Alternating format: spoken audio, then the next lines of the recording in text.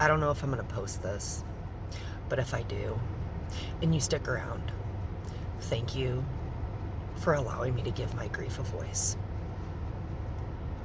Have you ever had that final turning?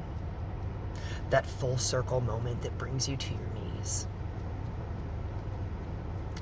Life subtracted from me a couple weeks ago. And something that my father-in-law used to always say to me was that better days were coming.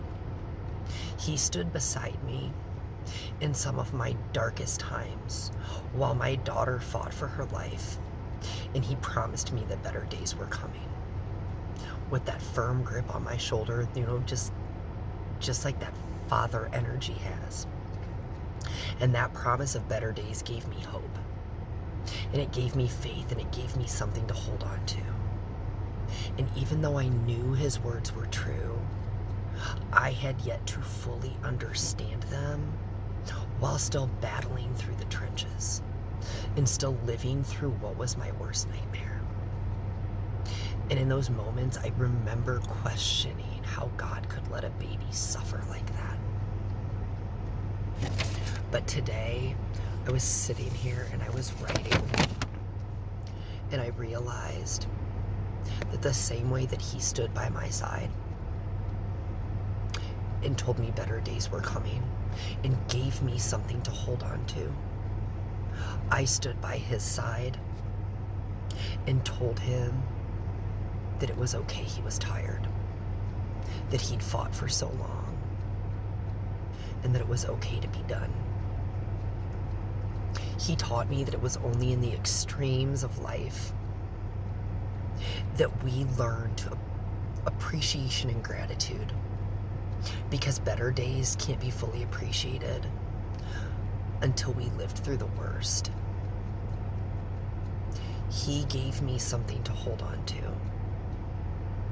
and I told him it was okay to let go. And it's that full circle moment where you see the polarity of things, the paradoxes in life. And it's not just knowing, right? Because there's a difference between knowing and understanding. You can know something, but the understanding is the integration. It's where your wisdom is gained. And it's only after you go through it that you realize that you were both ends. You were the better, and you were the worse. And you were the grip, and you were the release. And you were the hold on, and you were the let go. And I was reading the Reckoning Coast book earlier today, and when I was writing, I folded this piece of paper up, and I just slid it in the book. It wasn't the chapter I was reading. It wasn't any of that. However, when I took my piece of paper out, it was on page 47. The law of rhythm and learning to move with life. The law of rhythm reminds us that life moves in cycles, that nothing stays the same forever, and that everything rises and falls, expands and contracts, blooms and rests. This rhythm is built into the fabric of existence. It's in the seasons. It's in your breath.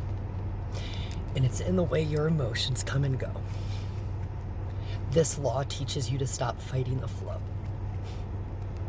That you're not meant to be constantly up or constantly producing.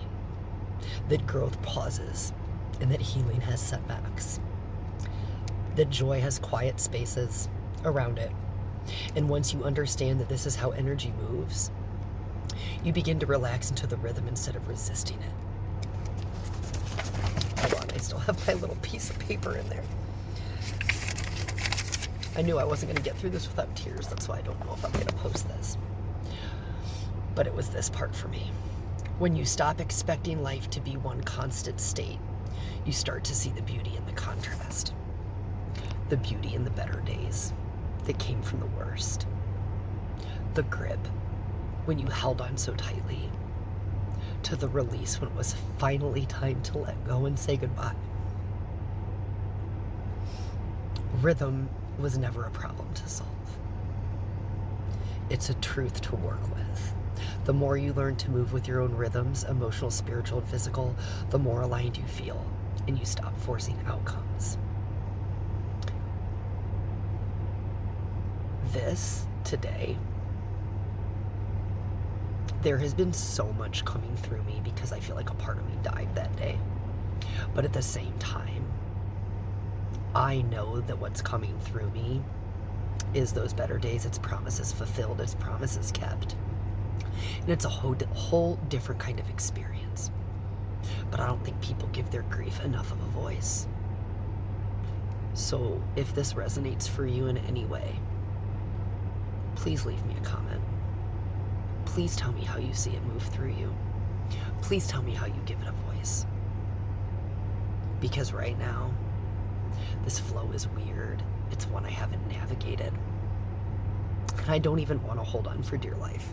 That's the difference. I don't want to grip anymore. I just want to flow. But today was hard. And this, page 47, which is 11, which master number 11, it's all about those opposing forces and finding the balance between the two. I don't believe in coincidences. I never have. And I believe that everything is purposeful. Stop and pause today before you miss it. Love you guys.